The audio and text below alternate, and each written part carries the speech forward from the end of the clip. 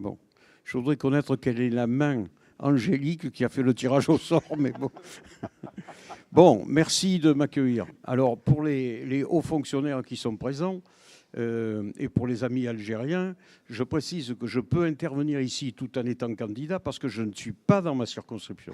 Si j'avais été dans ma circonscription, je n'aurais pas pu intervenir, j'aurais été parmi vous parce que le sujet est passionnant. Alors, qu'est-ce qu'un député vient faire au milieu des professionnels que vous êtes?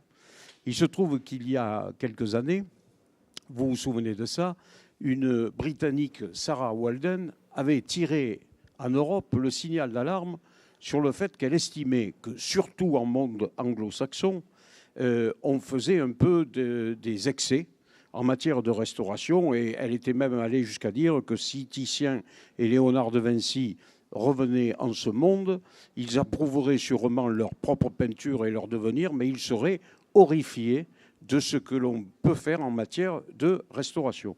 C'était tellement un cri d'alarme qu'à l'époque, donc, le Parlement français s'est saisi du sujet. Nous avons été à l'époque le premier Parlement européen à nous préoccuper directement du monde de la restauration, du patrimoine, des monuments historiques, des œuvres d'art. Ce qui m'a valu, après la publication du rapport, d'aller dans quelques pays européens pour expliciter notre démarche et pour participer à des colloques et des débats, y compris à Oran, où j'étais allé sur une passionnante table ronde sur la restauration du patrimoine. Alors, pour lancer peut-être un peu le débat, de ce que j'ai retenu de mon rapport, de ce que j'ai continué à apprendre, parce que, fort heureusement, j'ai continué à avoir des contacts avec le monde du patrimoine, hein, dans son ensemble, la restauration, les musées. Nous avons continué, puisque je suis le vice-président de l'actuelle commission des affaires culturelles, et donc cette préoccupation demeure, bien entendu. Bon, j'ai retenu que, à l'époque, les restaurateurs souffraient d'être mal reconnus par le ministère de la Culture. Et que, alors, ça a l'air de vous faire sourire, c'est peut-être toujours d'actualité, mais vous allez nous le dire, que, par exemple, il manquait un véritable référent du monde de la restauration au ministère de la Culture, qui n'avait pas une vraie voix pour parler de tout ça. À l'époque, on me disait qu'il serait souhaitable qu'il y ait un conseil de la restauration, comme il y a des conseils professionnels dans d'autres domaines, et que ce pourrait être un lieu de rencontre qui fait défaut, qui faisait défaut à l'époque, et je ne sais pas si ça fait toujours défaut. Avec, à l'époque, je me souviens très bien, plusieurs restaurateurs au Louvre qui se préoccupaient un peu du monde de la restauration dans les musées de province, me disaient qu'il faudrait quand même qu'on établisse un code de déontologie, comme il y en a dans d'autres professions, un code d'éthique ou de déontologie qui, à l'époque du moins, faisait particulièrement défaut. Alors, se posaient également des questions de formation. Bon, est-on suffisamment formé quand on est restaurateur? Et si on n'est pas formé, comment ça se fait qu'on puisse prétendre au même titre qu'un restaurateur qui est particulièrement formé? Comment se fait-il qu'on peut prétendre de la même façon, sans un vrai contrôle, à la réponse à des appels d'offres? Et ça, j'avais trouvé ça assez inquiétant, c'est vrai. Et des élus locaux continuent, dans ma circonscription et même au-delà, dans le département, de temps en temps à m'interpeller et à me dire en qui puis-je avoir confiance? Bon, sachant, on y reviendra probablement, qu'au moment de l'appel d'offres, bien sûr, est-ce que l'appel d'offres se joue essentiellement sur le moins 10 ans ou est-ce qu'on tient compte de la qualité du travail? Et donc, ce problème de formation, je l'avais trouvé à l'époque extrêmement prégnant. Et certains élus locaux continuent à me dire qu'ils voient arriver sur le marché des restaurateurs dont ils ne sont absolument pas persuadés qu'ils sont formés pour l'œuvre que l'on attend. Et là, je crois que cette interrogation, si vous le voulez bien, elle pourrait un peu transparaître dans notre préoccupation. Bon, alors, se pose la vraie question, le statut ou le titre de restaurateur conservateur, est-ce qu'il faut aller vers un statut de cette nature? Alors, certains me disent surtout pas, parce que ça va créer la confusion entre les missions, mais moi je trouve tout à fait étonnant en tant que parlementaire qu'il n'y ait pas une véritable reconnaissance par un statut très déterminé. Il me semble qu'on peut trouver les moyens de cadrer suffisamment un statut sans qu'il empiète éventuellement sur d'autres missions, mais faire en sorte qu'on puisse identifier le vrai restaurateur, de celui qui émerge sur le marché par ses propres moyens, avec ses acquis d'expérience, mais sans que ce soit, entre guillemets, labellisé. Et vraiment, en tant que parlementaire, je trouve cette situation étonnante. Peut-être l'un des gros sujets, c'est aussi les appels d'offres. Appels d'offres, maîtrise d'œuvre, et puis le fait que, là encore, il y a un problème de formation des restaurateurs. Vous me dites tous que répondre à des appels d'offres extrêmement complexes maintenant, ça demande du temps, ça demande de l'énergie, ça demande des moyens, et vous n'en disposez pas tous. Est-ce que là, il n'y a pas une vraie interrogation sur une formation spécifique ou sur peut-être, dans le cadre d'une vaste simplification administrative, est-ce qu'il n'y a pas une réflexion à conduire pour permettre aux petits restaurateurs un peu perdus dans une collectivité locale de pouvoir répondre à l'appel d'offres d'une grande collectivité territoriale en état de concurrence légitime?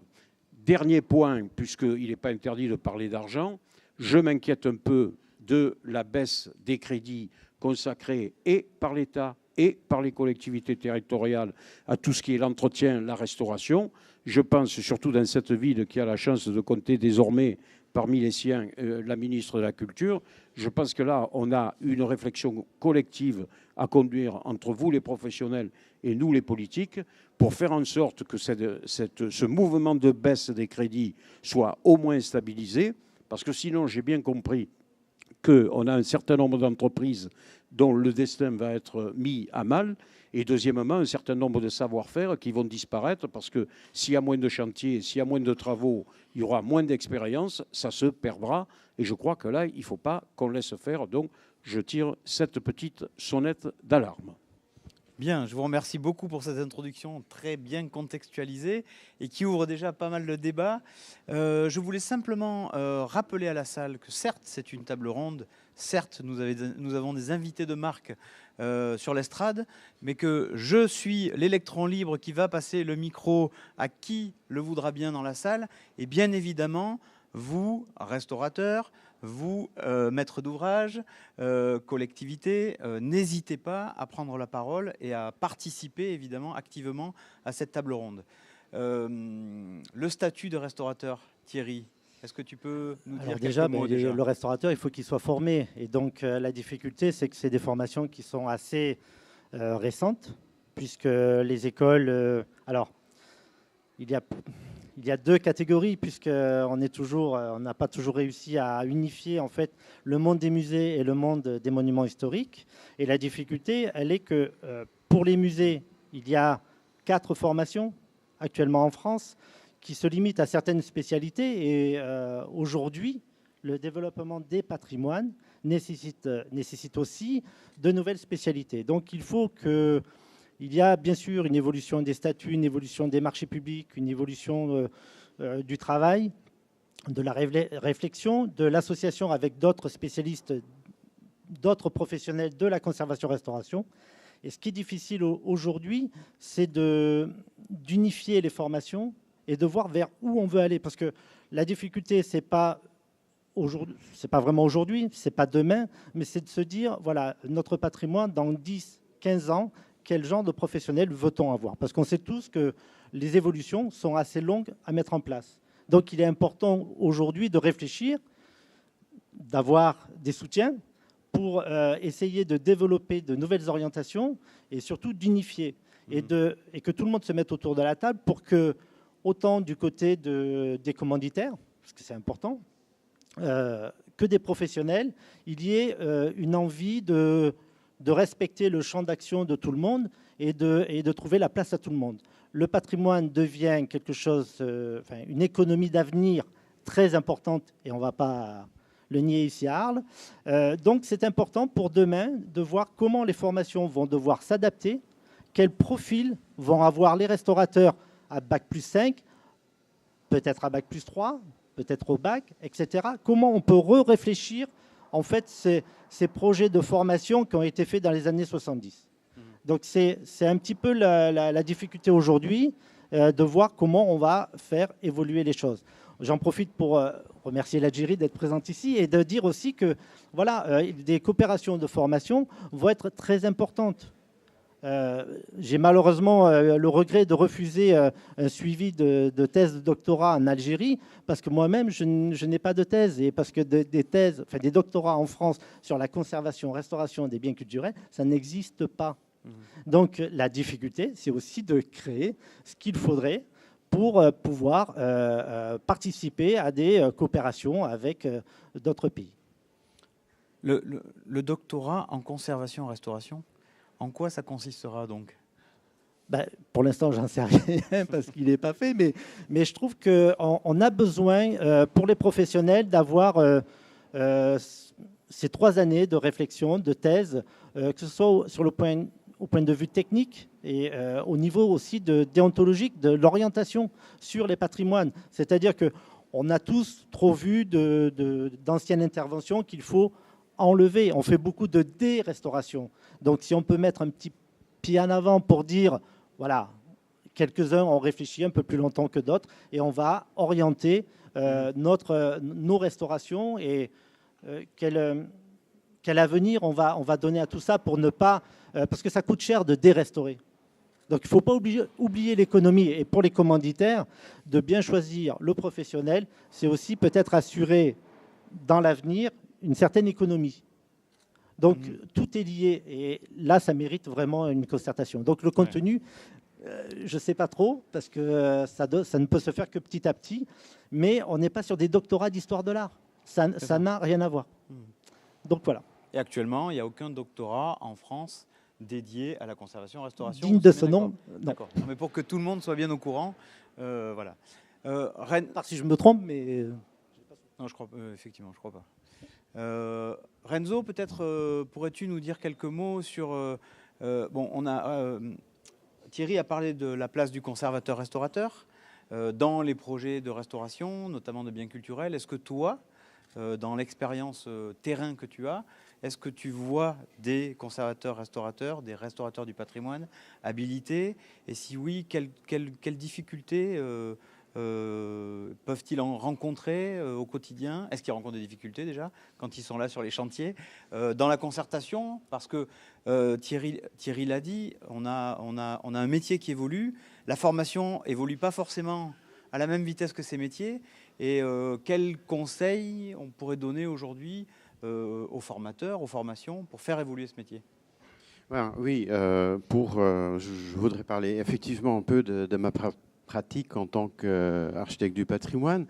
Et voilà, donc quand on a parlé de la place du restaurateur, en fait, à la fois, c'est un sujet intéressant et inquiétant parce que est-ce qu'on commence à réfléchir sur une place des restaurateurs presque en se disant comment le restaurateur doit se placer et finalement il y a un petit exercice à faire dans ces cas-là, c'est de dire que serait le monde sans restaurateur. Quand je pense donc à mon métier, donc voilà, on est en charge de bâtiments historiques, de monuments historiques de toutes sortes.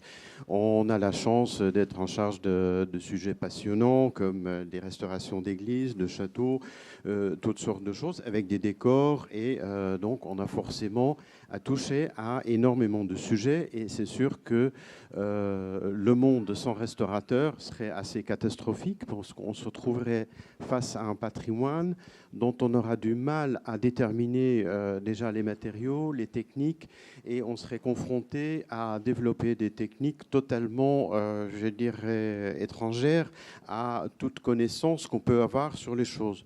Donc, il n'est pas rare et même fréquent que dans nos études, on fait appel à des restaurateurs, selon le cas. Il y en a qui sont dans la salle ici. Ce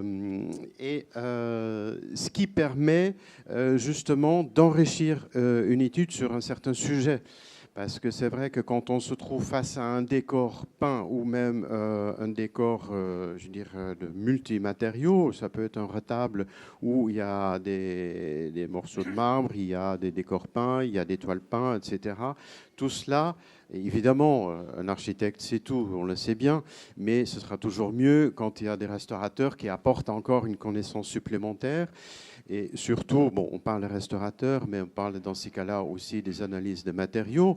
Hein, on fait appel à une autre discipline, je crois, qui est organisateur de cette magnifique salon. Voilà, mais c'est un échange permanent entre énormément de disciplines. Donc, ce sont ces études pluridisciplinaires dans lesquelles le restaurateur a une place essentielle parce que c'est lui qui va apporter la connaissance des techniques, c'est lui qui va apporter aussi la connaissance des matériaux, c'est lui qui va pouvoir aussi conseiller et échanger sur des techniques de restauration. Donc, je veux dire, ça, c'est un rôle absolument essentiel. N'oublions pas que le restaurateur, c'est celui qui touche les matériaux, parce qu'on travaille quand même sur un sujet de matériaux. Quand on a face à un tableau, et à un moment donné, il y a la matière. On peut réfléchir longuement sur ce qu'il faut faire et ce qui est bien de faire, etc. Mais à un moment donné, il y a la main qui va toucher la matière, et c'est là que le rôle du restaurateur est quand même essentiel, quoi que l'on veuille dire. Et c'est là que viennent en jeu, évidemment, toutes les questions qui ont été évoquées avant concernant la formation de ces restaurateurs, parce qu'évidemment, c'est vrai qu'il est difficile dans le monde des restaurateurs, tout se fait finalement par bouche à l'oreille, c'est-à-dire, en ce qui me concerne, hein, je veux dire, je raconte mon expérience qui peut être différent pour d'autres. Donc ça se passe par, voilà, j'en parle à un tel, tiens, j'ai un problème de restauration des corps peints d'une œuvre de l'Antiquité. Est-ce que tu connais quelqu'un? Puis oui, bon, on passe des noms, etc. Et puis à un moment donné, tiens, je suis là et il a quand même de l'expérience, etc. Donc c'est comme ça en fait que les contacts s'établissent. Il n'y a pas de répertoire vraiment des restaurateurs en France, enfin pas à ma connaissance, qui permettent de dire, j'ai une petite recherche sur Internet, pof, j'ai mon problème et je case les trucs et je trouve les restaurateurs. Et je crois d'ailleurs que ce serait assez nocif pour la profession parce que c'est pas comme ça qu'il faut voir les choses. C'est à la fois aussi un travail très important sur le plan rationnel, aussi sur le plan de la dialogue qu'il faut installer entre les différents intervenants. Je trouve que dans la formation des restaurateurs, je peux parler longuement, c'est vraiment ce côté pluridisciplinaire qui est très important dans les formations qu'il faut faire ressortir. Le restaurateur est essentiel, ça on est tous d'accord. Il a besoin aussi d'apport d'autres techniques d'analyse. Et c'est dans ce contexte-là que l'effort peut être multiplié et qui peut être excessivement intéressant. Alors, du coup, on en vient aussi à la question des qualifications. Doit-on exiger des qualifications sur un chantier? Je vais répondre à ça. Je dirais, oui, les qualifications, c'est important. Par contre, aussi, oui, je veux dire, ça rassure. C'est comme pour les entreprises, il y a des qualifications qui existent et on pourrait faire la même chose pour les restaurateurs. Mais en même temps, pour les restaurateurs, on tombe dans un domaine assez délicat, c'est qu'il y a des restaurateurs qui sont extrêmement performants pour un certain nombre de choses. J'espère que je ne vais pas me faire tuer tout de suite. Mais il y a des restaurateurs très, très performants sur des sujets, mais qui ont moins d'affinité avec d'autres sujets, tout en étant très, très qualifiés. Et c'est là que ça compte aussi pour les architectes, soyons pas... Mais voilà, donc on est quand même dans un domaine assez sensible. Et c'est pour ça que je veux dire, ce n'est pas une question de cocher des cases et ensuite il y a un nombre de restaurateurs qui tombe. Ça ne marchera jamais comme ça. C'est néanmoins aussi important que l'architecte, le restaurateur soit vraiment en affinité, je dirais, avec le sujet. Et donc c'est là que les compétences sortent. En fait, la difficulté, c'est qu'au niveau des musées, le restaurateur, il peut être tout seul. Il peut travailler quasiment en individuel et ça ne pose aucun problème. L'autre difficulté va être au niveau des monuments historiques où, de toute manière, le restaurateur ne peut pas travailler seul. Il est obligé de travailler avec d'autres professionnels et en équipe. Donc, la difficulté aujourd'hui de nos formations, c'est de véritablement adapter aussi l'étudiant, enfin le futur diplômé, le futur restaurateur, dans ce sens-là. Parce que le monde des musées, il est tel qu'il est, c'est aussi limité. Et quand même, la grande partie de la restauration du patrimoine se fait en monument historique. Donc je crois qu'au niveau des formations, qui déjà devraient, enfin, au niveau de la profession des conservateurs-restaurateurs, c'est déjà d'arriver à trouver un nom précis, d'unifier les formations et d'arriver à trouver ces échanges-là avec vraiment d'autres professionnels pour pouvoir travailler en équipe, que ce soit en assistance à maîtrise d'ouvrage, enfin, etc. Mais on ne peut pas travailler tout seul. Donc, pour l'instant, actuellement, les équipes de restaurateurs, c'est un peu au feeling. C'est-à-dire que des restaurateurs préfèrent travailler en équipe, d'autres préfèrent rester dans leur petit atelier, et puis voilà, ou aller juste travailler en musée. Donc c'est vraiment en fonction des spécialités et en fonction des tempéraments de chacun. Ça serait bien aussi qu'il y ait quand même une certaine unification. Donc, voilà. Après, demander des qualifications au niveau des chantiers, là, on va se tourner vers les commanditaires. Malgré tout, c'est un gage, un minimum de gage pour avoir un certain rendu. Maintenant, quelle est la difficulté pour avoir un peu des personnes à tout niveau? C'est pour ça que tout à l'heure, je disais, voilà, aujourd'hui, les diplômés sont à Bac+5, mais peut-être qu'il ne faut pas que des Bac+5. Peut-être qu'il faut revisiter aussi un peu nos choix d'orientation et peut-être établir un peu plus de hiérarchie dans la profession, ce qui nous manque véritablement dans la restauration. Et moi, je peux en parler en sortant juste de mon école. À l'époque, c'était l'IFROA, et quand je suis sorti, on ne pouvait même pas travailler dans les musées. Donc aujourd'hui, les jeunes restaurateurs peuvent travailler directement dans les musées. Bon, il y a des évolutions. Mais il faut, mais peut-être que voilà, aujourd'hui, on n'est pas obligé d'avoir peut-être que des Bac+5. Il n'y a pas aujourd'hui de graduation. Non, et c'est dommage parce que justement, quand tu parles d'expérience, ça serait bien aussi que les anciens, les futurs anciens comme nous, on n'hésite pas à prendre de jeunes diplômés pour les accompagner. Et ça a manqué quand même pendant pas mal de temps. Y a-t-il des questions, voilà, ou des commentaires? Bouzid. Ma question, c'est la maîtrise d'ouvrage, c'est quand même un énorme problème. Il me semble qu'il y a une structure qui s'appelle la mission interministérielle pour la qualité des constructions publiques, parce qu'un jour, on a compris que pour faire de l'architecture de qualité, il fallait faire des vrais concours pour obtenir le meilleur projet par la meilleure équipe. Et je pense que peut-être que dans les évolutions de notre dispositif, il y ait une manière d'appréhender, de former la maîtrise d'ouvrage pour qu'ils arrêtent de choisir le projet le moins cher. Et parce que c'est ça la catastrophe. Le projet le moins cher, on sait très bien qu'il est fait par des gens qui ne savent même pas bosser, qui veulent ramasser. Après, ils s'en foutent. Ils proposent 10 000 avenants s'ils veulent, ou ils massacrent et ils gagneront du fric. Donc, il y a un énorme boulot auprès de la maîtrise d'ouvrage public qui, me semble-t-il, est quand même la plus grosse propriétaire des œuvres d'art, des objets mobiliers, des monuments historiques où il y a quelques éléments de décor peints, de sculpture, tout ça. Je pense que là, il y a un énorme travail à faire du côté de la maîtrise d'ouvrage. Et je pense que j'en sais un tout petit peu quelque chose. Il fut un temps où j'étais dans la maîtrise d'ouvrage MH avec des inspecteurs des monuments historiques qui étaient à l'époque les maîtres d'œuvre pour la restauration, notamment des décors peints, des objets mobiliers.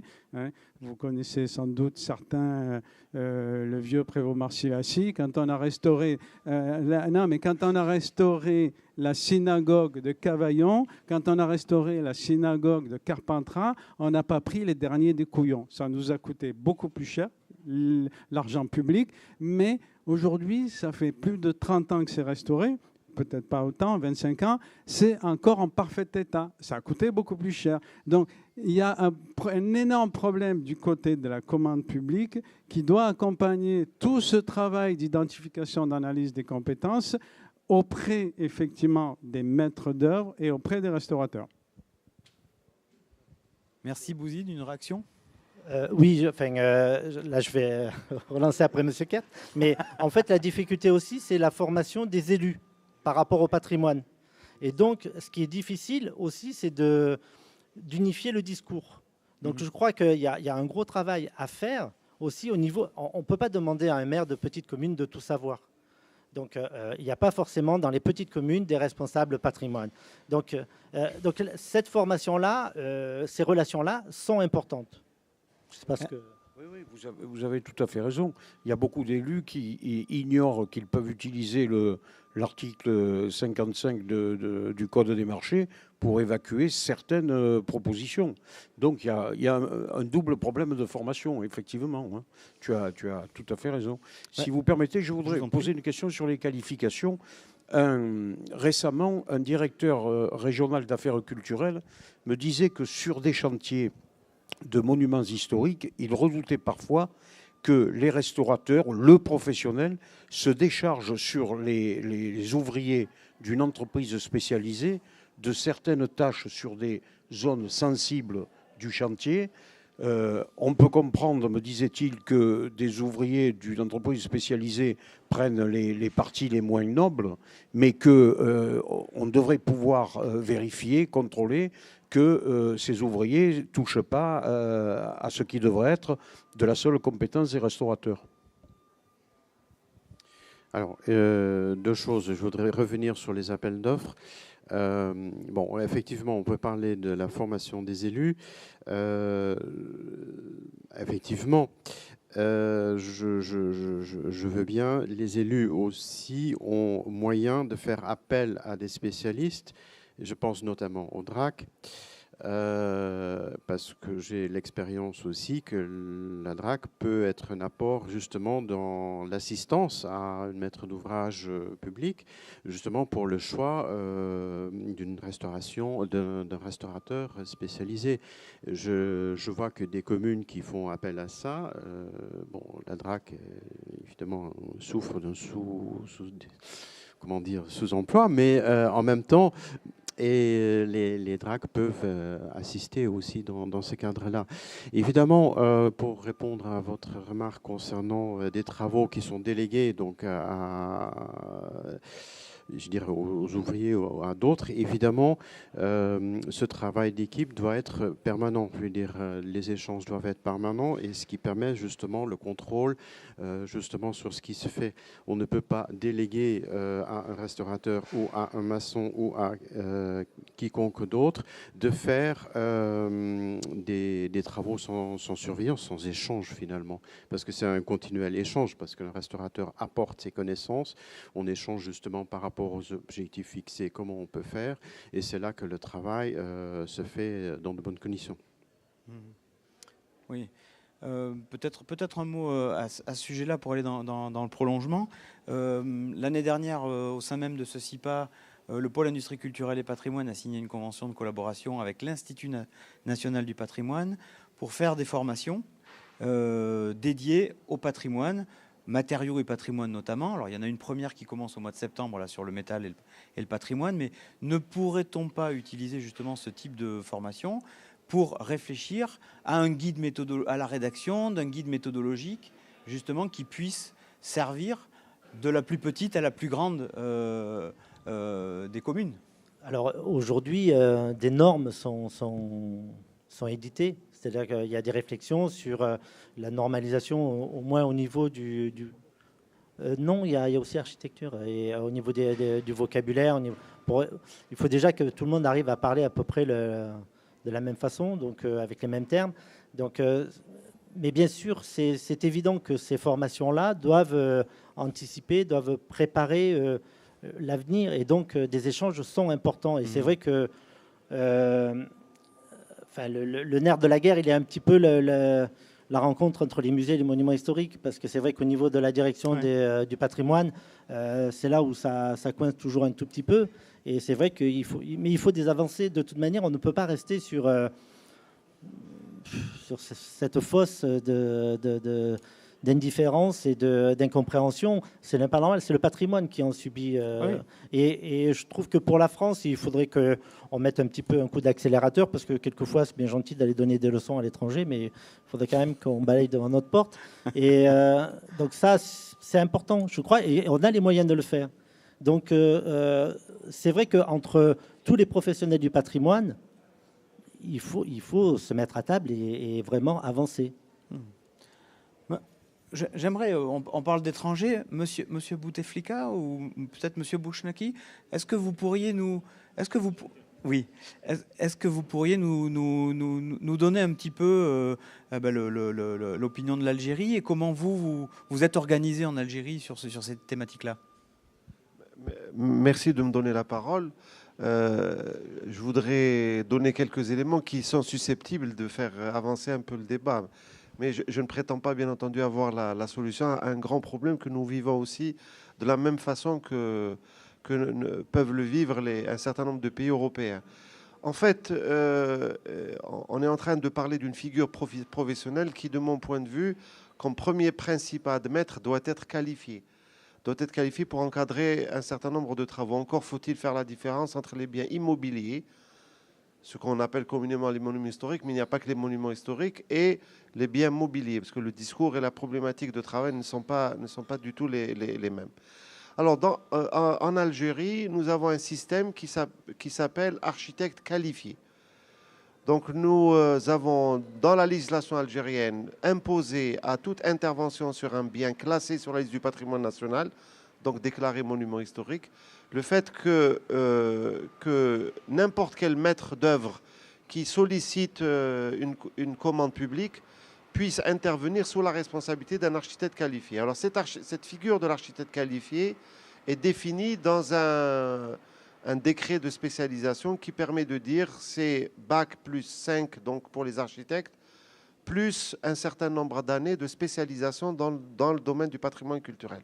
Donc si vous n'êtes pas qualifié au titre de figure professionnelle capable d'intervenir sur le monument historique, vous ne pouvez pas intervenir sur le patrimoine culturel. Pour être qualifié, il faut bien entendu avoir suivi des études de spécialisation dans le domaine du patrimoine culturel au-delà des 5 ans qui font de vous la figure professionnelle de base, c'est-à-dire en général architecte.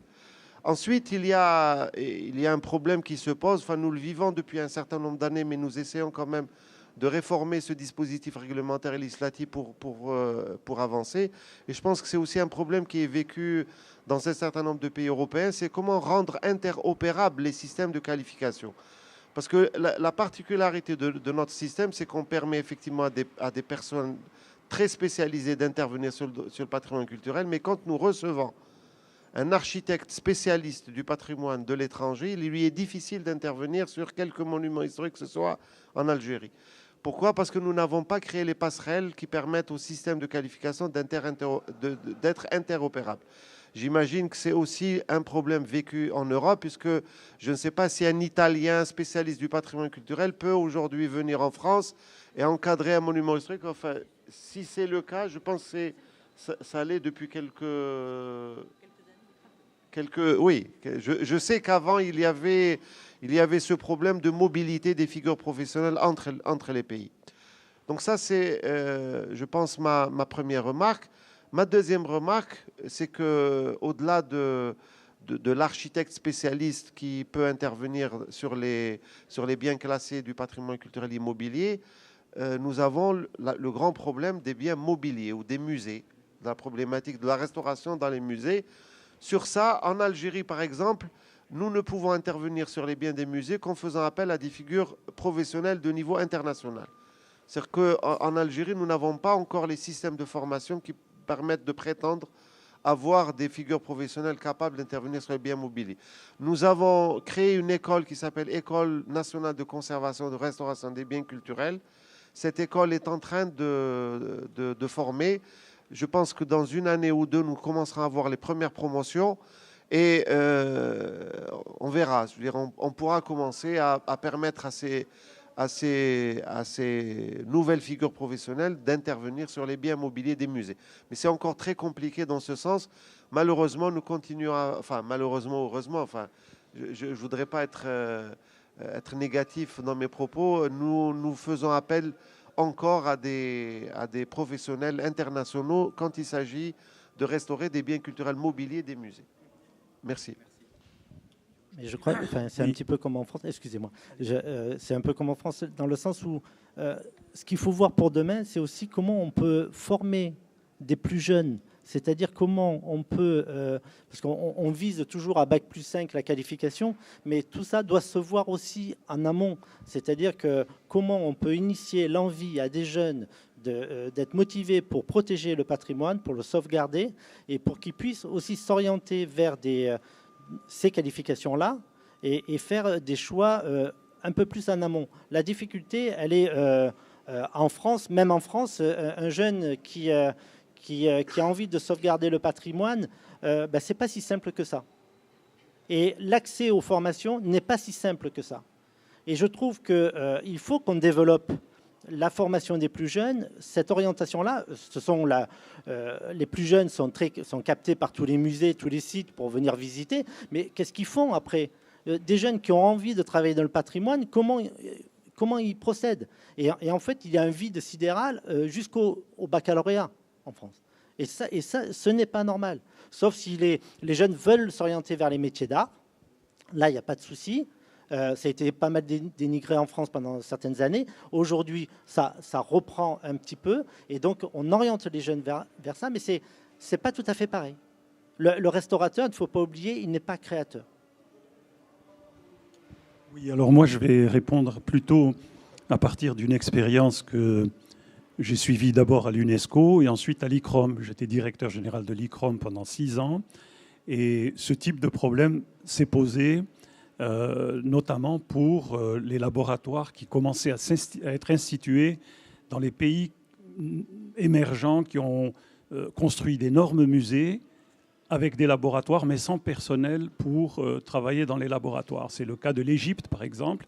Et nous avons donc organisé une formation spéciale en collaboration avec l'ICOM pour avoir des restaurateurs, plus particulièrement de la pierre, des peintures, du bois, dans les musées égyptiens. Mais nous avons vu, il y a 3 ans, lorsqu'il y a eu la destruction, pas intentionnelle, parce que la voiture piégée qui avait été mise en face du musée d'art islamique n'était pas destinée au musée d'art islamique, elle était destinée, hélas, à un édifice qui abritait la police, mais c'est le musée d'art islamique qui a souffert le plus du souffle. Et presque tous les objets, toutes les lampes fatimides en verre ont été détruites et il n'y avait pas de restaurateur capable de travailler. Il a fallu faire appel au Louvre, au Metropolitan Museum, envoyer des gens en formation pour commencer à ramasser les morceaux, et un travail terriblement fin et de puzzle pour reconstituer Et on a ce problème qui est en fait un problème historique. Je sais, parce que j'ai travaillé sur l'histoire de l'ICROM quand l'Institut royal du patrimoine artistique de Bruxelles a fêté ses 50 ans. Il a rappelé, et nous avons travaillé sur cette période, que lorsque l'UNESCO a été créée, l'un des problèmes qui s'est posé dans le département culture et plus spécialement dans la division du patrimoine culturel, c'était de voir de quelle manière aider les pays à travailler sur les questions de restauration de monuments. Quand les grandes campagnes ont été lancées, vous vous rappelez, la campagne de sauvegarde d'Abou Simbel et Filé en Égypte, la campagne de Borobudur, et l'UNESCO a envoyé une équipe à travers les pays européens pour savoir quel était le pays et l'institution qui pouvait supporter la création d'un centre spécialisé dans le domaine de la formation à la restauration. D'où la naissance de l'ICROM. Et à l'époque, donc en 1956, l'équipe qui a fait le voyage, bien sûr, puisque l'UNESCO déjà existait en France, ne pouvez pas choisir la France aussi pour être le siège de ce centre de formation, de recherche et de formation. Et c'est donc l'Italie. Et en Italie, il y avait une institution qui existe toujours et qui a, elle aussi, un peu plus de 50 ans maintenant, c'est l'ICR, l'Istituto Centrale di Restauro. L'ICR était, à l'époque, et nous avons bien sûr tous les documents et toute la trace du travail qui était fait, sous l'influence d'une personnalité très importante, Cesare Brandi, sur la restauration des peintures. Et la plupart des cours, au début, étaient des cours destinés au travail de conservation des peintures, peinture murale, peinture sur toile.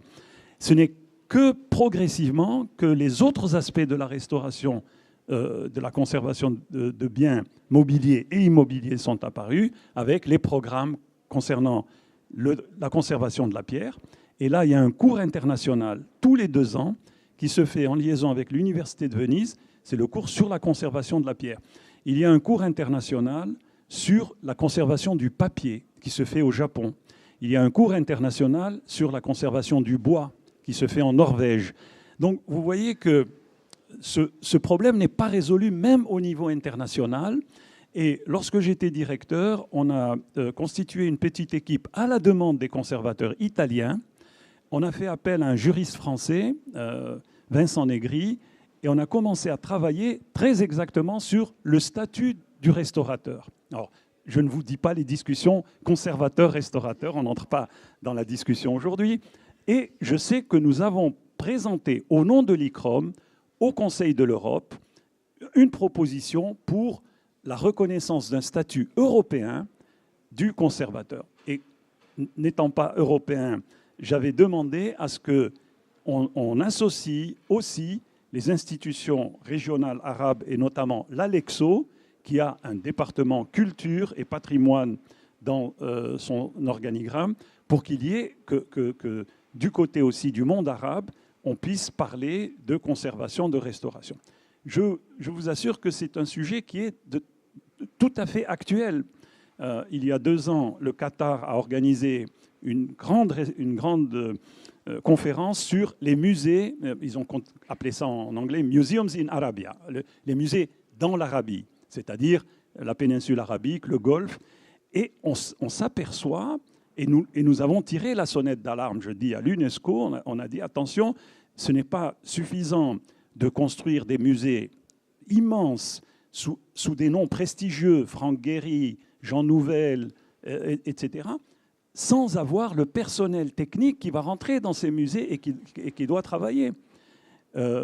L'Égypte a suivi maintenant ce conseil. Je me souviens lorsque Farouk Hosni était ministre de la Culture et Zahi Hawass, directeur, ça s'appelait secrétaire général du Conseil suprême des antiquités d'Égypte, le Japon a offert le laboratoire de conservation à l'Égypte.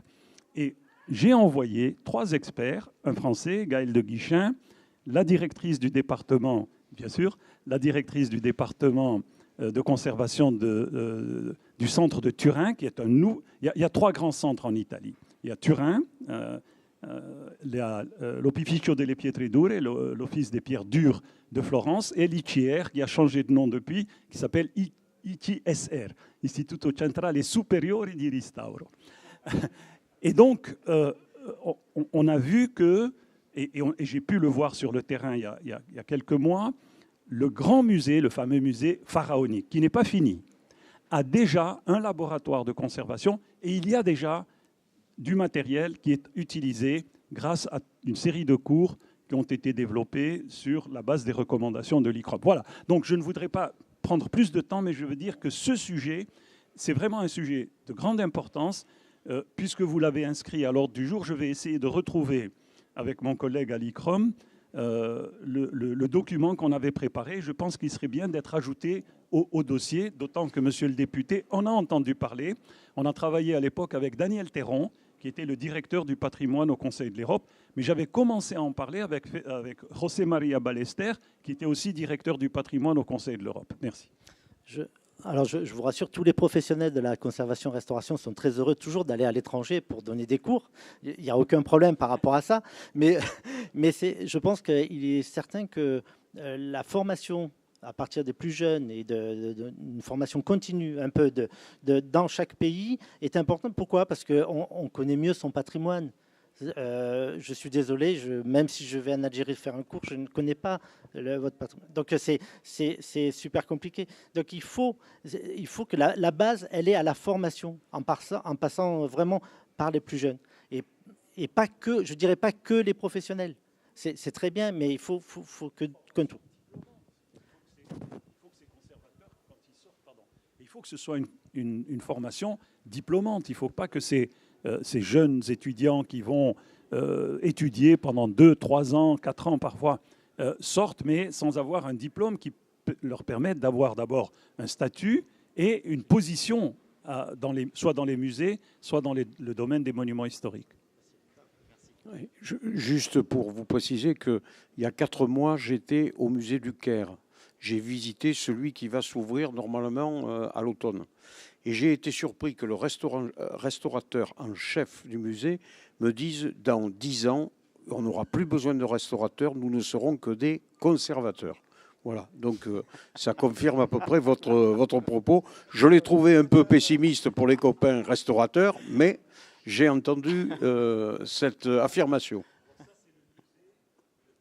Ce musée que vous avez visité, qui va bientôt ouvrir, c'est un musée qui a été lancé en 1982, le projet. Il devait avoir lieu sur l'île de Gaza, sur là où il y a aujourd'hui l'opéra. Mais les Japonais ayant offert l'opéra aux Égyptiens, le terrain est parti et on a attendu à peu près 15 ans avant d'avoir un nouveau terrain pour ce fameux musée qui s'appelle le musée des civilisations égyptiennes et qui se trouve dans le Vieux-Caire. Mais ils ont fait un autre musée entre-temps, le musée pharaonique, qui se trouve à proximité des pyramides.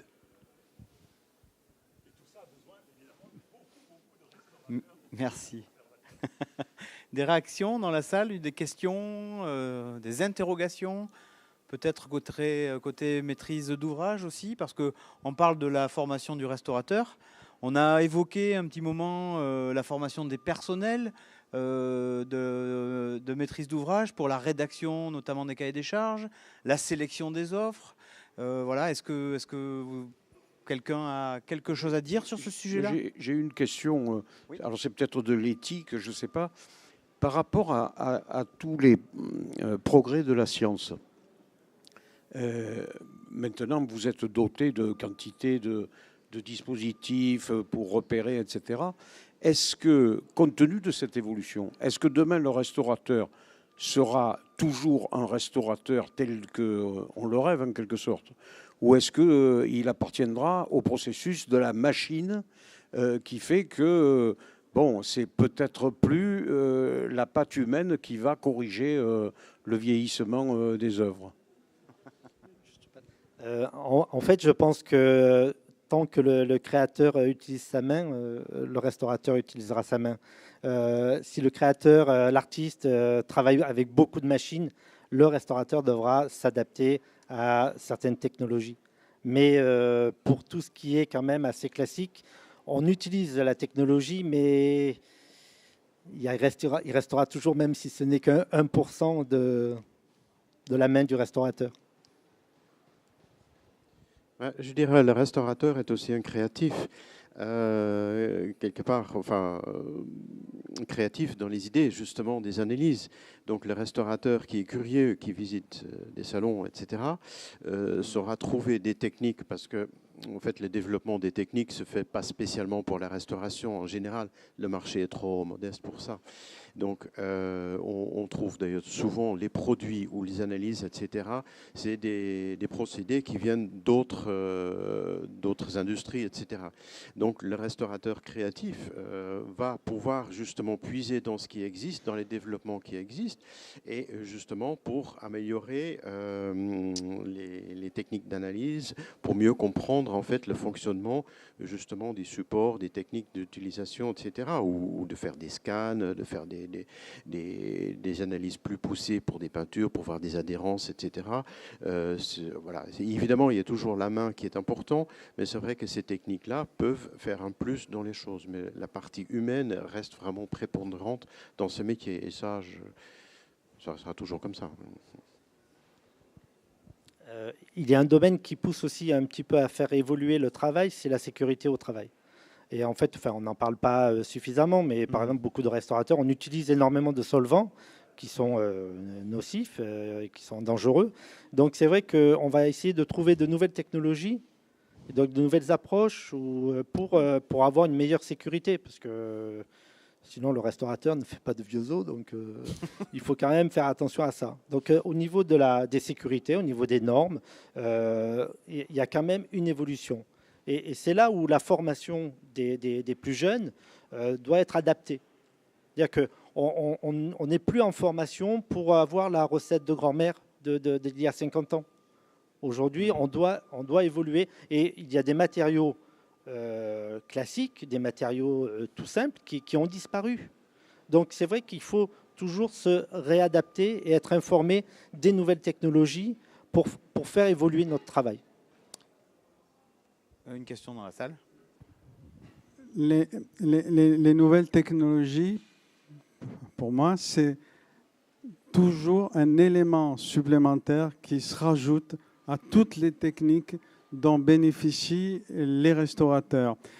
Je me souviens, il y a très longtemps, quand le laser est arrivé, tout le monde croyait que le micro-sablage ou la micro-abrasion avec de la fine poudre d'alumine là, allait disparaître. C'est faux. C'est une nouvelle technique qui vient se rajouter à toute technique. Et le boulot des restaurateurs, justement, ça nécessite une compétence encore plus importante. Et tu as raison de dire que peut-être qu'à un moment donné, il y a un travail de thèse très pointu pour justement mieux recaler tous ces ajouts scientifiques, tout ça. Mais tout ça permet d'avoir, heureusement, une panoplie de plus en plus importante, de plus en plus pointue chimiquement, scientifiquement, électroniquement, qui permet d'alimenter toutes les capacités de pouvoir intervenir de plus en plus fines et de moins en moins complexes et de moins en moins nécessaires pour réintervenir, pour dérestaurer ce qui a été restauré. Et pour moi, l'exemple même le plus simple, c'est de dire on peut inventer tout ce qu'on veut, mais je pense qu'on aura toujours besoin d'un chirurgien pour faire une super opération. Pourtant, les machines qu'ils ont aujourd'hui, elles sont 1000 fois mieux que celles qu'il y avait il y a 20 ans. Donc, on a toujours besoin d'un restaurateur comme on a toujours besoin d'un chirurgien. Je pense que ça fait des années et des années, au début du XXe, on parlait déjà de la trilogie du restaurateur, du scientifique et du conservateur. C'est-à-dire qu'il faudrait qu'aujourd'hui, on applique vraiment cette trilogie, parce que c'est ça qui manque. On en parle beaucoup, Gaël en parle énormément, il est venu en 2009 faire une présentation par rapport à ça à un colloque. Enfin, on en parle tout le temps, mais il faudrait que ça soit plus généralisé. Alors quelquefois, c'est possible dans certaines structures, mais c'est quand même une évolution qui est lente. Et on ne peut faire évoluer ce métier que si cette trilogie fonctionne. Alors que ce soit avec... le restaurateur ne travaillera plus seul. C'est impossible.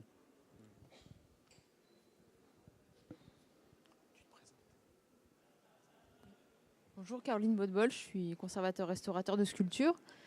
Et je tenais simplement à mentionner un oublié qui est quand même assez important et qui œuvre beaucoup en France et également aussi à l'étranger, qui est l'association, enfin la fédération Rempart, qui organise des chantiers de bénévoles ouverts à tous pour restaurer le patrimoine. Et je trouve que c'est dommage de ne pas en parler lors de cette conférence, parce que ça suscite de l'intérêt et de la curiosité de jeunes, mais aussi de plein d'autres personnes pour le patrimoine. Et voilà, j'ai pensé à ça quand Thierry, tu parlais de sensibiliser les personnes à vouloir se former à la restauration. Je trouve que les stages de bénévoles sont un très très bon levier pour un pays pour sensibiliser, former, parce que ces chantiers sont encadrés par des professionnels et des encadrants pédagogiques. Et pour moi, c'est la meilleure façon de sensibiliser le peuple à la préservation du patrimoine. Alors, il est certain qu'en France, il y a une multitude, et en Europe, il y a une multitude d'associations qui œuvrent aussi pour la sauvegarde du patrimoine. à ce niveau-là, c'est aussi très important. Mais c'est vrai que ça reste malgré tout difficile pour certains jeunes d'aborder tout ça. Il faut les connaître, ces associations. Il faut pouvoir accéder à certains stages. Mais c'est vrai que c'est aussi une passerelle. Mais là, on est dans le monde associatif. Une fois qu'on passe au domaine formation, il y a tout qui change. Et moi, pour l'avoir connu par rapport à des visites de jeunes qui viennent avec leurs parents et voilà, j'aimerais faire ça, mais comment je peux faire? Rien qu'au niveau des conseillers d'orientation dans les lycées, il n'y a rien. Ils ne connaissent pas les métiers du patrimoine. Donc c'est honteux. Voilà, je dis c'est une honte qu'en France, les conseillers d'orientation dans les lycées ne soient pas capables d'orienter des jeunes vers des métiers du patrimoine. Donc déjà là, ça serait un grand pas en avant, déjà, à faire. Et donc, parce que quelqu'un qui va dans une association, après, s'il cherche un peu de lui-même à essayer de trouver, il faut qu'il s'arme de patience. Rien n'est facilité. Et je trouve que là, il faudrait vraiment qu'on avance un peu plus dans ce sens-là. Et pourtant, on fait des forums, on fait des présentations, on va dans les lycées, etc. etc.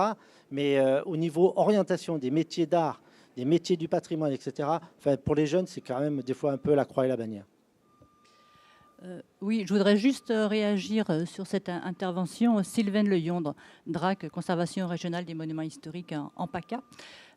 Et dans les différentes missions que j'occupe en tant que CRMH adjointe, je m'occupe justement au niveau régional des chantiers de jeunes bénévoles. Donc effectivement, votre intervention est justifiée, mais ici nous parlons donc de la place du restaurateur. Donc ce n'est pas tout à fait effectivement le même sujet, puisque les jeunes qui s'inscrivent pour faire donc ces chantiers de jeunes bénévoles à travers donc différentes associations dont Rempart, dont certaines associations ici en PACA donc dépendent, ne travaillent pas du tout sur les mêmes objets. Donc encore moins donc, sur les tableaux et objets mobiliers et non plus sur les gros projets de restauration dont il est question aujourd'hui. Néanmoins, ces jeunes qui s'inscrivent pendant leur temps de vacances, qui payent pour s'inscrire, faire des chantiers, se lever tôt le matin et avoir les activités l'après-midi ludique dans notre région, peuvent à travers donc, ces différentes activités prendre conscience de ce qu'est le patrimoine et donc de ce qu'il faut faire pour le restaurer et intervenir plus tard peut-être dans un métier. Mais en tout cas, effectivement, ce n'est pas tout à fait la même chose. Alors, est-ce que les jeunes qui sortent de ces chantiers de jeunes bénévoles qui durent entre 15 jours ou 3 semaines pour certains ont envie ensuite d'aller vers ces métiers? Des enquêtes sont faites à la sortie de ces chantiers. Ils veulent tous revenir l'année d'après. Ils sont sûrs effectivement que c'est leur vocation et ils ne reviennent généralement pas l'année d'après, ils partent sur d'autres vocations, mais ça reste toujours en eux. Et le patrimoine, ainsi, petit à petit, effectivement, rentre dans ces personnes, parce que les formations, vous aviez tout à fait raison, Monsieur Martel, les formations qui sont proposées aux jeunes ne prennent pas du tout en compte ces métiers, malheureusement. Les conseillers d'orientation méconnaissent beaucoup de métiers, et notamment ceux qui concernent le patrimoine. Merci. Je vais donner la parole.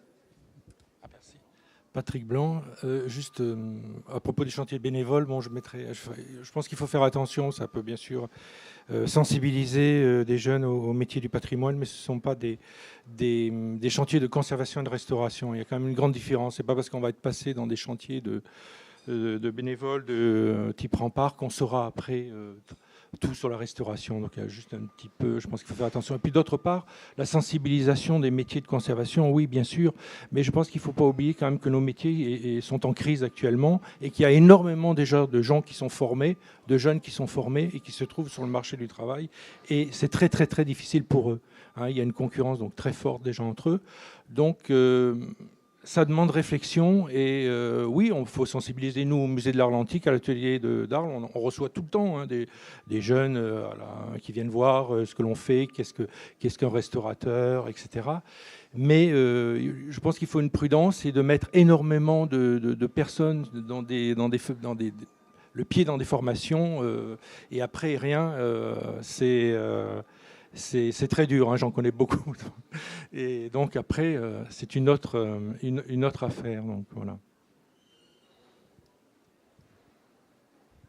Merci Patrick. Oui. Oui, merci. Moi, je voudrais juste dire qu'il y a aussi un sujet sur lequel il faudra un jour se pencher. On a le restaurateur ou conservateur qui travaille comme restaurateur privé, et on a bien sûr le conservateur-restaurateur qui est dans des institutions. Alors, il est vrai que dans les institutions, alors, si on voit par exemple l'Allemagne, vous avez des laboratoires super équipés. L'un des plus vieux laboratoires de conservation, c'est à Berlin, le laboratoire Radgen. Vous avez le laboratoire de Mayence, etc. Et ces laboratoires, vraiment, sont aussi des lieux de performance en matière de qualité de travail, avec des exigences de très haut niveau. C'est dans ce type de laboratoire que, généralement, les pays qui n'ont pas de spécialistes envoient des objets ou demandent des expertises. Je me souviens, quand j'étais directeur du patrimoine en Algérie, j'ai fait appel au laboratoire de Nancy, le laboratoire de France Lanor, pour des questions de restauration d'objets en métal. Et nous avons travaillé aussi avec le laboratoire de Mayence et le musée de Bonn, quand Bonn était capitale, avec le Rheinische Landesmuseum, pour des objets également qui sont des objets qui sont des métaux. Et on a même découvert, grâce au laboratoire de Mayence, qu'une des statuettes en bronze était recouverte d'une fine pellicule d'argent. Personne ne l'avait vue auparavant, parce que les concrétions qui étaient dessus l'avaient complètement caché. Donc là, il y a, à mon avis, un travail aussi à faire pour bien définir les compétences qui sont requises dans des spécialités. Personne ne peut être conservateur de tout. Ici, on a un grand spécialiste qui est en train de former des restaurateurs dans le domaine de la mosaïque, Patrick Blanc. On n'a malheureusement pas des Patrick Blanc partout. Je veux dire, on a la chance d'avoir Patrick Blanc et on fait appel à lui. Non, mais c'est vrai, ça c'est une situation réelle qu'il faut discuter, et il faut essayer de trouver aussi les réponses à ce type de problématique. Oui, je voudrais juste rajouter, donc pour enchaîner avec ça, c'est sûr que enfin, le restaurateur est essentiel. Effectivement, on n'a peut-être pas partout des Patrick Blanc. Si demain, on enlève à Patrick Blanc toutes les restaurations de mosaïque, parce qu'il n'y a plus de crédit ou des choses comme ça, et là, c'est néanmoins assez essentiel. Je veux dire, le restaurateur vit aussi parce qu'il y a une activité dans la conservation du patrimoine, et donc fait partie intégrante de notre patrimoine. Si demain, il n'y a pas de crédit pour la restauration du patrimoine, on ne donne donc pas de boulot au restaurateur, donc on perd toute une connaissance et un savoir-faire puisqu'on ne l'entretient pas. Et donc, entretenir le restaurateur, c'est entretenir les patrimoines et vice-versa. C'est indissociable, les deux phénomènes.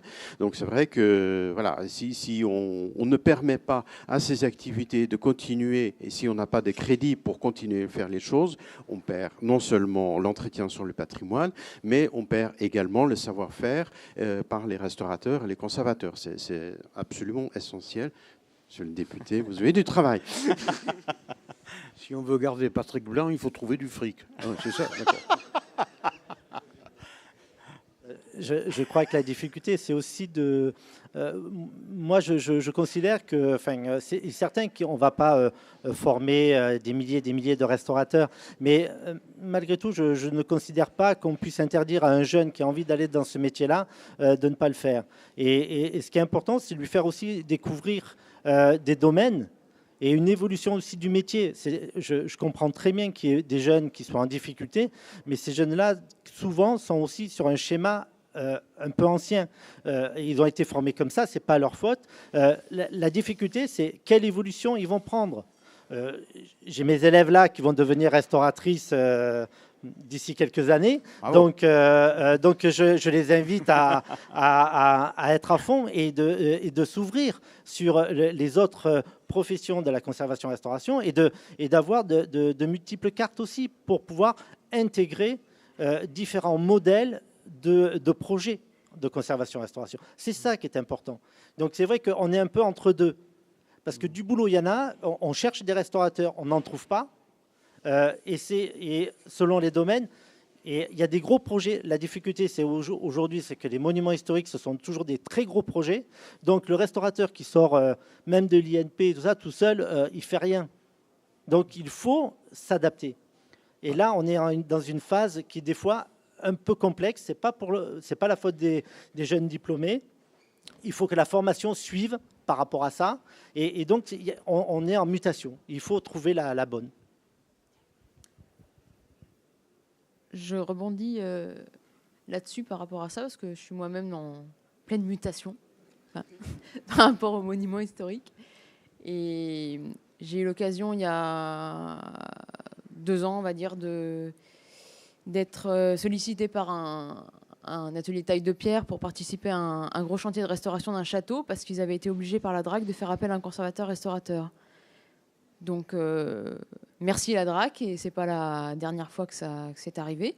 Et c'est des expériences extraordinaires. Donc, là, sur ce point-là, ça fonctionne bien avec la DRAC, je trouve. Et d'autre part, une autre expérience que j'ai vécue depuis peu, c'est des échanges avec une grosse entreprise qui œuvre dans la restauration de monuments historiques. Je vais la nommer, hein, c'est l'entreprise Girard qui est présente sur ce salon aussi, qui, avant que je les rencontre, était pour moi une entreprise de grosses œuvres pas très fins. Et j'ai découvert qu'en fait, elle était composée de plein de compétences différentes, de très haut niveau, et dont des personnes qui ont suivi la licence patrimoine, qui sont conducteurs de travaux, des appareilleurs en chef qui sont d'anciens compagnons, enfin qui sont compagnons. Et l'échange avec eux est formidable. Et on arrive tout à fait à avancer ensemble pour essayer de proposer justement aux architectes en chef des monuments historiques qui suivent les travaux des solutions intelligentes, adaptées, respectueuses de la déontologie et voilà, et mettre en œuvre les savoir-faire qu'on réunit tous. Voilà. Non, désolé, je ne suis pas d'accord. Non, c'est catastrophique qu'un restaurateur soit un sous-traitant d'une entreprise de maçonnerie. C'est inacceptable. J'ai un très bel exemple. Vous connaissez sans doute pas la ville de Bourg-Argental, qui est dans la Loire. Il y a un portail du XIIe siècle qui a été restauré par la première microsableuse qui est arrivée d'Égypte par Pierre Mérendol, je ne sais pas s'il est encore là, et Robert Bougrain-Dubourg. Il a été restauré par des restaurateurs, par un architecte que Renzo connaît, Didier Replin, qui était au début architecte en chef des monuments historiques. Il y a 5 ans, 6 ans, la DRAC n'a pas fait son boulot. Ils ont filé ce chantier à l'entreprise Comte. À l'entreprise Comte. Restauration d'un portail roman du XIIe à une entreprise de maçonnerie. C'est la catastrophe, c'est inacceptable, c'est la pire des choses. Je suis désolé, il faut découper, et ça c'est le boulot des maîtres d'œuvre, et c'est le boulot des maîtres d'ouvrage, il faut découper les lots. Un restaurateur n'est pas un sous-traitant d'un maçon. C'est inacceptable. Sinon, on ne sauvera pas ces métiers-là. Les entreprises de maçonnerie vont les prendre, ils vont embaucher des types qui arrivent de je ne sais où, qui vont bien bricoler, et ces formations-là et ces métiers-là n'existeront plus. Et tu as raison, l'argent nécessaire pour sauver, maintenir ces métiers, qui sont des métiers d'abord d'entreprises privées, hein, parce que moi, j'aime beaucoup Patrick Blanc, mais est-ce qu'on peut me citer un atelier privé de restauration de mosaïques romaines en France, en dehors de celui public d'Arles? Eh bien, je vais le découvrir parce qu'il n'y en a pas. Alors, la difficulté, c'est que les restaurateurs sont souvent des individuels. Et donc, pour pouvoir intervenir sur des gros marchés, c'est vrai que les commanditaires font... Ouais, oui, mais même des lots, il y a des lots qui peuvent être énormes. Donc, ce n'est pas toujours évident. Non, mais quand il y a une volonté de faire, il y a toujours le chemin à trouver. On a beau se rabattre toujours sur les marchés publics, c'est pas simple, je le sais très très bien. Mais voilà, après, c'est toujours collaboratif, c'est-à-dire le maître d'ouvrage, il est convaincu de la chose. Le maître d'œuvre, c'est dans son devoir, effectivement, de monter quelque chose. Et c'est vrai que c'est plus facile pour moi en tant que maître d'œuvre de dire je fais un seul lot, restauration du portail, quantité 1, vous mettez le prix et c'est bon. C'est pas comme ça que ça marche. La restauration, c'est vraiment pas ça. Justement, ce travail pluridisciplinaire que j'aime bien préconiser. Vraiment, c'est un travail en détail, en profondeur, et justement dans lequel on arrive à détailler chacune des interventions et chacune des spécialités qui doivent être préservées. C'est vrai que sinon, ça devient une sauce générale, et bon, on connaît les résultats. Hein. Je suis entièrement d'accord avec Bouzid sur ce sujet. Oui. Complètement. Plusieurs choses pour compléter ce que vient de dire Renzo. D'abord, les travaux monuments historiques ne sont pas toujours les travaux très très gros, très très lourds et très très chers. Il y a aussi des petites opérations qui ne sont pas forcément les plus faciles et souvent donc, justement très délicates. Donc le montant des marchés n'est pas lié au fait que ce soit sur un monument historique. Une autre chose, au niveau de la DRAC, nous intervenons à différents niveaux du montage de l'opération, pour faire simple. Et de toute façon, in fine, pour appliquer ce que nous appelons le contrôle scientifique et technique, le dossier nous sera transmis pour autorisation sur un classé ou accord sur un inscrit. Et donc forcément, nous regardons à ce moment-là dans le dossier qui nous est envoyé donc pour validation, pour autorisation, les différentes pièces constitutives d'un marché. Et au niveau du découpage des lots, lorsque nous voyons qu'il y a une intervention en restauration, en décor peint ou au traitement d'art table ou autre, qui est intégrée dans le premier lot, généralement, donc maçonnerie, pierre de taille. Nous demandons que ce lot, que cette partie soit sortie et que ce soit un lot spécifique, de façon à ce que quand les entreprises répondront à l'appel d'offres, il y ait soit en co-traitant ou en tout cas avec effectivement une entreprise qui peut être une entreprise de maçonnerie type Girard, mais au moins quelqu'un nommé spécifiquement en tant que restaurateur pour traiter ce lot, cette partie du lot que nous demandons. Ça, c'est automatique à chaque fois, sinon c'est un refus à travaux.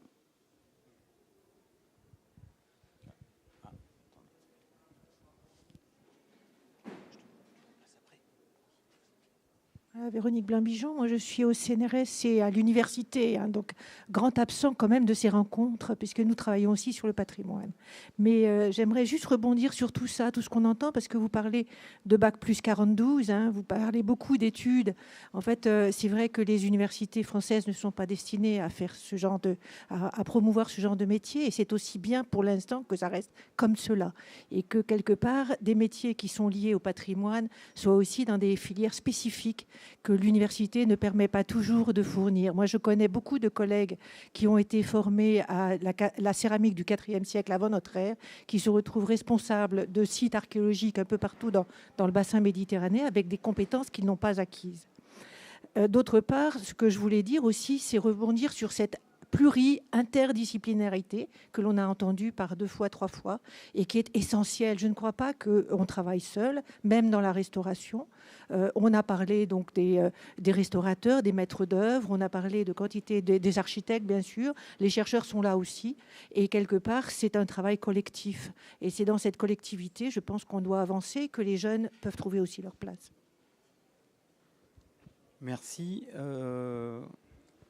Alors, vous dites que la formation du restaurateur n'a pas à être à l'université. Je ne suis pas d'accord. C'est très important, au contraire, de pouvoir développer, puisque les compétences attendues du restaurateur, ce n'est pas de surveiller un site, ce n'est pas simplement ça.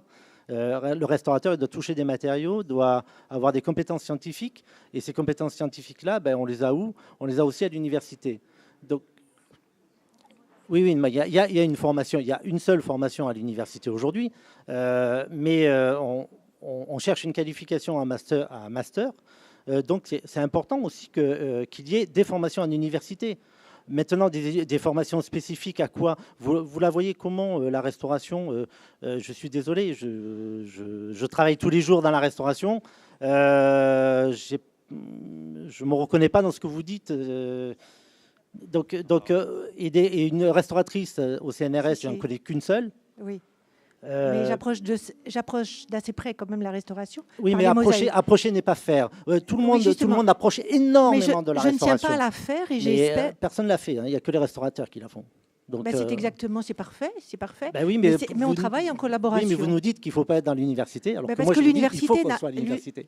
Moi, je crois que l'université Pourquoi n'a pas vocation à ça, d'une part, et d'autre part, mais j'ai mon point de vue que je partage, et vous avez le vôtre, voilà. Non, mais et vous avez le vôtre, et donc simplement, il y a quand même un certain nombre de l'interdisciplinarité, et là, justement, pour participer, je travaille sur des chantiers de Gaza avec l'université de Jean Lamour à Nancy, avec des spécialistes des matériaux. Je ne vais pas faire les études de ces matériaux. Ils sont là pour ça, et on travaille ensemble. Mais vous n'êtes pas restauratrice.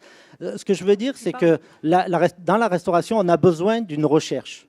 La recherche, c'est à l'université parce qu'on ne peut pas la faire ailleurs. Si vous me trouvez une formation où on peut faire de la recherche, il n'y a aucun problème. Mais pour une reconnaissance, on est en Europe, pour une certaine reconnaissance, on a fait Bologne, toutes les écoles se mettent au niveau LMD. Je ne vois pas pourquoi la restauration serait en dehors de ces formations-là. Franchement, je ne comprends pas. Notre réflexion, nous ne sommes pas, tout à l'heure quand je disais on n'est pas que des créateurs, mais notre formation, on a autant de réflexion à avoir sur les matériaux, de la connaissance, que de la technique. Alors si c'est compliqué en université de faire de la technique, pourquoi pas? Mais la réflexion, on doit l'avoir.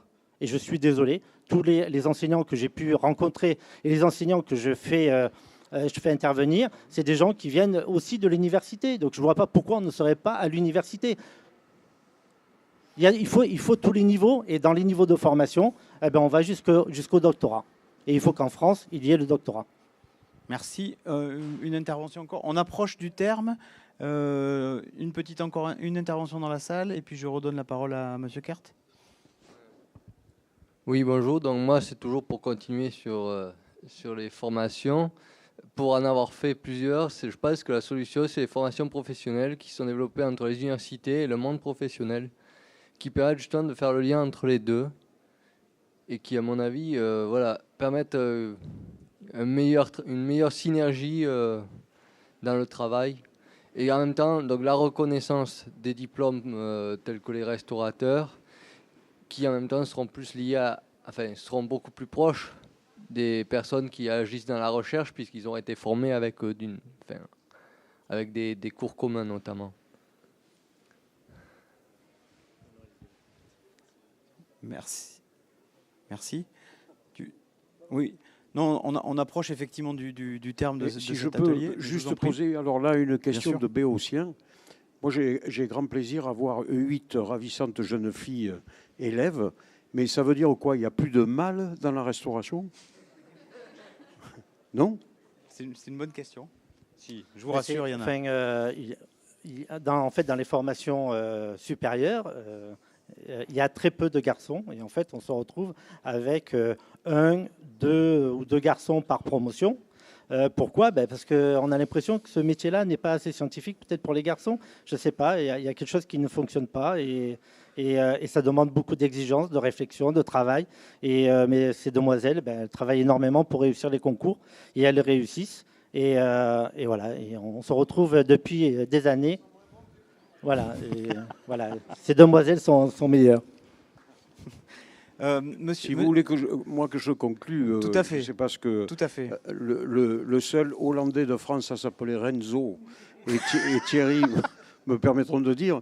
Moi, quand j'ai fait ce rapport, j'ai découvert un métier fabuleux. Pendant longtemps, je m'étais dit, si je ne faisais pas de la politique, qu'est-ce que je ferais? Je voulais être psychanalyste. Depuis que j'ai fait mon rapport, j'aimerais être restaurateur d'art. Voilà. Merci beaucoup, Monsieur Kert.